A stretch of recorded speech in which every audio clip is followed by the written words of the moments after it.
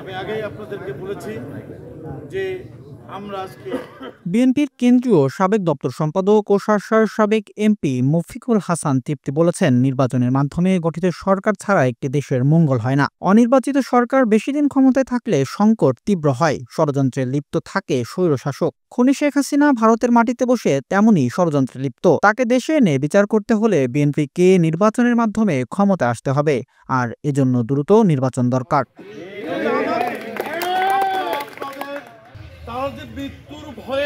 শনিবার শার্শার সনাতন কাটিতে নিজ বাড়িতে উপস্থিত নেতাকর্মীদের সাথে মতবিনিময় অনুষ্ঠানে তিনি এসব কথা বলেন। এ সময় অন্যদের মধ্যে উপস্থিত ছিলেন বাগাসটা ইউনিয়ন বিএনপির আহ্বায়ক আসাদুজ্জামান মিঠু, কায়রা ইউনিয়ন বিএনপির সাবেক সভাপতি মশিউর রহমান, যুগ্ম আহ্বায়ক তাজউদ্দিন আহমেদ, উপজেলা বিএনপির সদস্য শহীদুল ইসলাম ও আব্দুর রশিদ, বেনাপোল পৌর বিএনপির সাংগঠনিক সম্পাদক আব্দুল আহাদ সহ বিএনপি, যুবদল ও ছাত্রদলের বিভিন্ন পর্যায়ের নেতাকর্মীরা।